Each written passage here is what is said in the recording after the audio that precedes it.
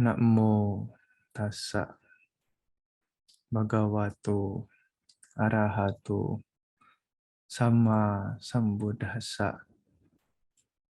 Namo tassa bhagavato arahato sama sambuddhassa. Namo tassa bhagavato arahato sama sambuddhassa. Kalena dhamma sakacca etamanghala muttamanti. Membahas dhamma pada waktu yang sesuai, itulah berkah utama.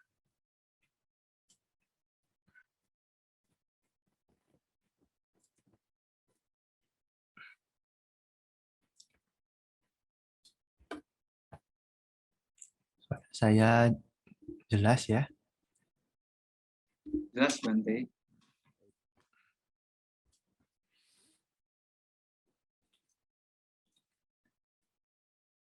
Saudara dari sekalian, khususnya adalah pengurus ya, KMB Dhamawira Universitas Padjadjaran di Bandung. Selamat malam semuanya, Namo Buddhaya. Namo Buddhaya.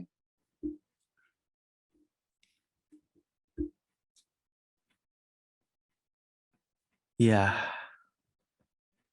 pertama-tama saya merasa bahagia karena saudara-saudara sekalian, ya khususnya di sini adalah para mahasiswa ya, setahu saya tetap aktif untuk melakukan puja bakti meskipun secara online, namun ya semangat untuk aktif sebagai Buddhis, yaitu membuat kami sebagai anggota Sangha merasa bahagia karena generasi muda ini sangat penting sekali ya untuk meneruskan Dhamma. Dan yang kedua adalah saya juga merasa bertanya-tanya tentang topik ya atau tema. Ya judulnya sih tema Dhamma Desana ya. Tapi kalau saya melihat ini nanti kita akan lebih banyak diskusi saja. Karena ini tema yang sebenarnya umum dan menarik untuk dibahas lebih jauh lagi. Ya, ini juga saya bertanya-tanya. Nah, temanya yang diajukan oleh panitia adalah pacaran beda agama. Gitu ya. Oh, ini ternyata ada perubahan. Cinta beda agama dan pacaran ala Buddhis. Ya, begitu ya. Ini saya tanya-tanya, apakah memang di sini banyak yang pacaran bukan Buddhis, atau beda agama, atau kenapa ini ya, temanya kok begini? Apa karena susah cari yang sesama Buddhis, jadi maunya yang bukan Buddhis, atau bagaimana? Nah, jadi itu yang sempat saya masih penasaran. Ya, tapi ya mau bagaimanapun juga, ini juga adalah salah satu tema yang relevan ya bagi anak-anak muda, khususnya yang Buddhis di luar sana. Dan memang kalau kita perhatikan, secara kuantitas ya, umat Buddha di Indonesia itu tidak banyak. Ya, kalau tidak dikatakan sedikit ya, tidak banyak lah. Ya, mungkin tidak sampai 1% dari jumlah populasi di Indonesia. Sekarang total populasi berapa? Juta. 270 juta lebih ya Indonesia. Umat Buddha itu mungkin menurut survei ya, yang terakhir itu tidak sampai 1%. Jadi ya tidak sampai 2 juta mungkin ya, sekitar itulah. Atau mungkin 2 juta ada. 2 juta lah, anggaplah 2 juta begitu. Populasi umat Buddha di Indonesia. Nah, sekarang kalau kita lihat dari data yang ada, ya, dari 2 juta itu, nah untuk mencari yang Buddhis, sebenarnya kan ya gampang-gampang susah ya. Gampang kalau ada di lingkungan yang Buddhisnya banyak. Ya susah juga karena ya tadi umat Buddhanya tidak banyak. Yang kedua, kalaupun lingkungannya itu Buddhis, tapi kan untuk mencari yang sesuai, mencari yang cocok, itu kan juga tidak mudah. Sudah ada yang Buddhis, tapi belum tentu cocok. Belum tentu sehati, belum tentu sevisi, ya, belum tentu sejalan. Maka yang perlu kita perhatikan di sini adalah kalau ada yang tanya, apakah seorang Buddhis itu harus punya pasangan yang juga Buddhis? Nah, kalau ditanya begini, sebenarnya di dalam Dhamma kalau kita cari dalam kitab suci itu tidak ada ditemukan. Oh, Buddhis harus punya pasangan Buddhis, tidak ada. Ya, Sang Buddha juga tidak pernah memberikan label ini Buddhis harus dapatnya Buddhis. Kalau tidak dapat Buddhis nanti masuk neraka, ya tidak ada demikian. Mungkin dalam keyakinan lain ada begitu ya. Tapi dalam Buddhis tidak ada. Nah, sekarang pertanyaannya, lalu kalau begitu boleh dong?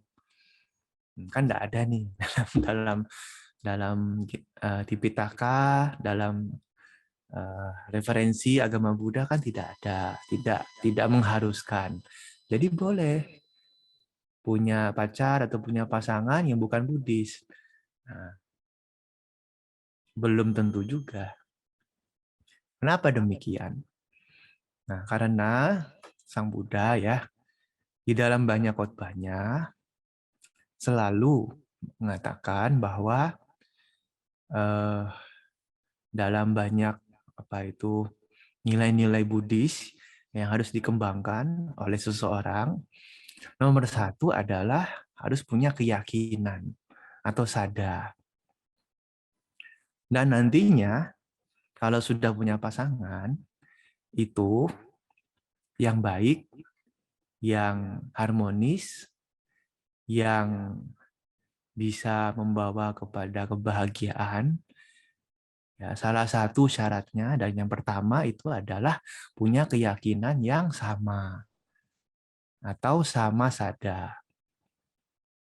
Nah, keyakinan di sini kan sebenarnya kalau kita hidup bermasyarakat, tentu hubungannya adalah dengan agama. Kalau hidup di Indonesia ya, tinggal di Indonesia itu kan keyakinan itu sinonim dengan agama. Jadi, kalau ingin bahagia, ya punyailah pasangan yang sama keyakinannya. Atau dalam kata lain ya sama agamanya. tentu itu akan jauh lebih baik. Jauh lebih baik ya kalau bisa sama-sama Buddhis. Nah, saya yakin di sini kan semua Buddhis ya. Atau mungkin ada yang bukan Buddhis, tapi kan mayoritas Buddhis. Nah, coba Anda saudara-saudari sekalian yang masih muda-muda ini kalau ingin mencari pasangan, ya coba carilah yang Buddhis. Karena kalau Buddhis itu kan paling tidak dia keyakinannya sudah sama. Keyakinan apa, Bante? Keyakinan terhadap Buddha dan Sangha. Minimal kan sama. Nah, menghormati Buddha, Dhamma, Sangha, Tiratana. Kemudian keyakinan terhadap apa? Terhadap hukum karma misalnya. Sama. Nah, kalau yang bukan Buddhis mungkin tidak mengerti, tidak terlalu memahami tentang hukum karma. Jadi nanti kalau misalnya ada binatang gitu ya, dibunuh, tidak apa-apa kan memang itu udah kodratnya gitu, udah nasibnya. Tapi kan kita Buddhis enggak. Kalau membunuh, nah nanti harus menanggung akibatnya. Ada akibatnya, ada konsekuensinya, itu karma kan. Jadi ada sebab, ada akibat. Nah, kita kan memikirnya begitu. Kemudian yang lainnya tentu saja adalah keyakinan terhadap 4 kebenaran mulia. Nah, ini yang paling penting. Tentang duka, sebab duka, lenyapnya duka, dan jalan menuju lenyapnya duka. Jadi keyakinan-keyakinan yang demikianlah yang membuat orang itu bisa menjadi Buddhis yang baik. Dan kalau dia sudah punya keyakinan demikian, ya dia dikatakan menjadi Buddhis yang ideal, yang sesuai, yang baik lah. Dan nanti ketika ketemu dengan pasangan yang sama, demikian, punya keyakinan yang setara, yang sama, maka kan akan lebih mudah. Ya, kedepannya itu akan jauh lebih mudah. Maka, ya tentu saja kami menyarankan bahwa kalau ingin mencari pasangan, carilah yang sesama Buddhis. Jauh lebih baik, jauh lebih tenang nanti ya, tidak akan banyak masalah di masa depan. Nah, sekarang pertanyaannya, kalau ternyata ketemunya yang bukan Buddhis, atau sudah terlanjur punya pacar, punya pasangan yang bukan Buddhis, lalu bagaimana, Bante? Nah, itu. Nah, ini memang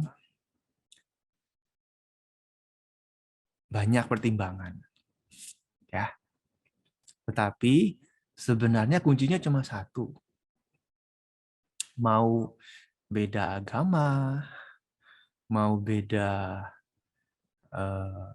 suku bangsa, mau beda negara, apapun itulah, mau beda spesies sekalipun, ya mungkin satu manusia, satu alien gitu ya, mau beda apapun ya itu tidak masalah. Yang penting kuncinya adalah berani. Berani apa? Ya berani menanggung semua konsekuensinya. Itu saja.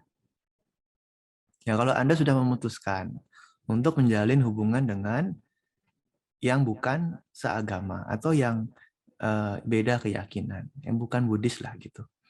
Ya harus berani. Siap tidak? Berani tidak? Menghadapi semuanya.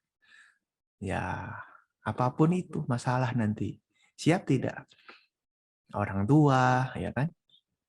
Teman-teman. Ya, belum lagi masalah hukum negara, undang-undang dan lain-lain. Siap tidak menghadapi semuanya? Kalau tidak siap, ya jangan. Coba-coba.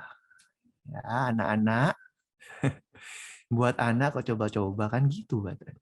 Jadi jangan coba-coba. Kalau tidak siap ya jangan. Cari penyakit. Tapi kalau siap ya silakan. Silakan saja. Dan memang kenyataannya bisa kok ya dijalankan kalau memang siap. Kalau memang berani menanggung semuanya. Nah, begitulah Ya, itu saja kok sebenarnya.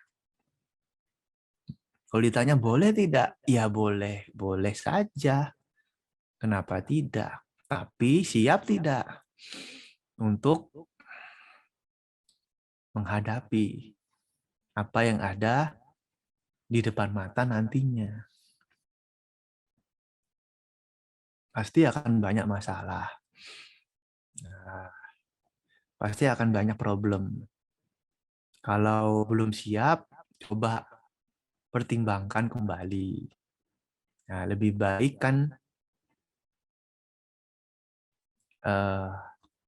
menunggu dulu, menunda dulu, ya daripada nanti kalau tidak siap dipaksakan, hasilnya kan juga tidak maksimal.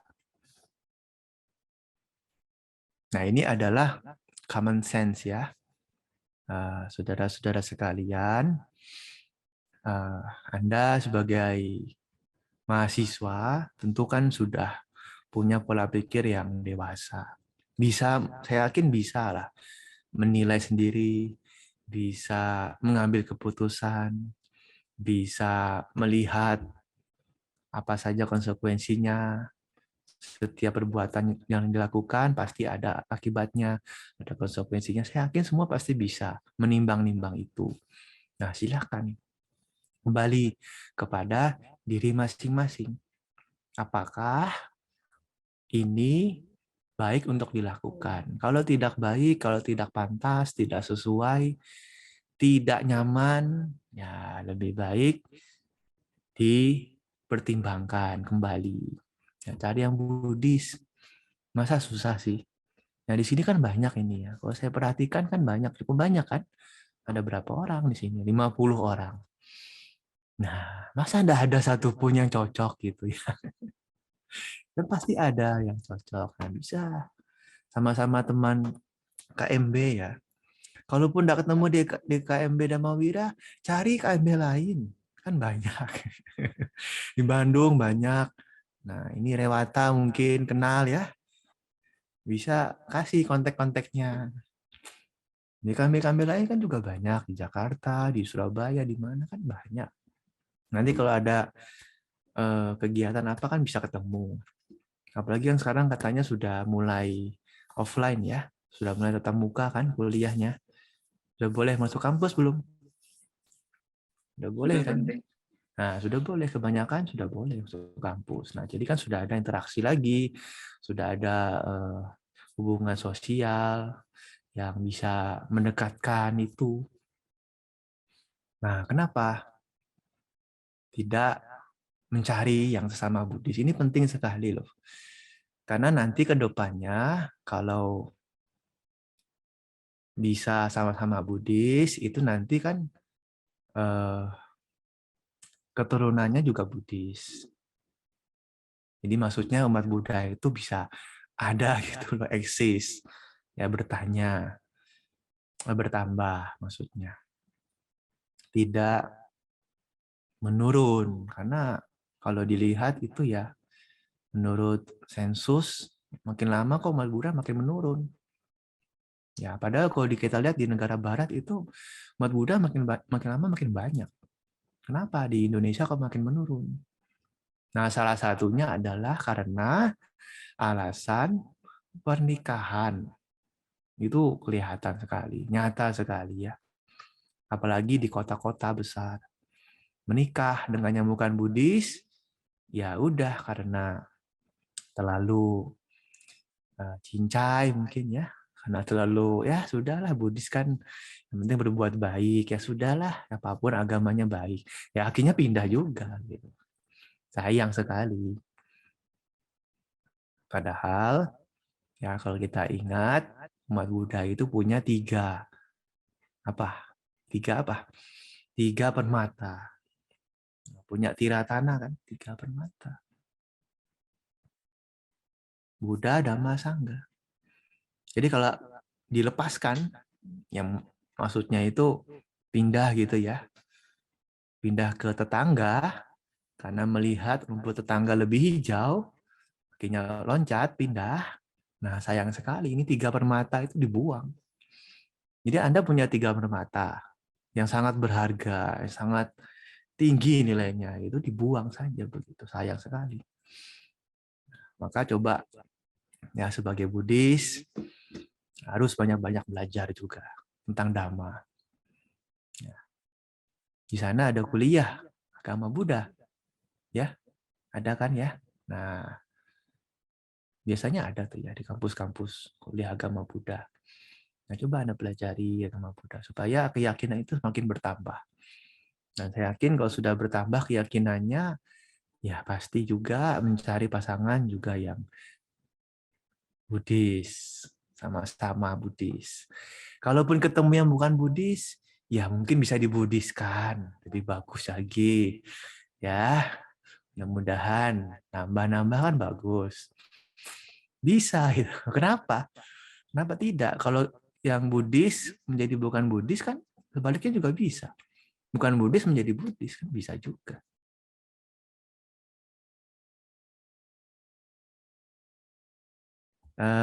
Pengantar Dhammadesana dari saya. Mudah-mudahan nanti bisa lebih banyak diskusi dan dipersilahkan bagi siapapun yang ingin bertanya. Ini kita santai aja ya. Sudah malam juga kan, santai-santai. Ya, sudah bebas. Dan ya, apapun nanti yang dibahas mudah-mudahan bisa memberikan kebahagiaan dan kedamaian ya bagi kita semua. Ya, semoga semuanya berbahagia. Besata Bawantu Sukitata. Ya, saya kembalikan kepada moderator.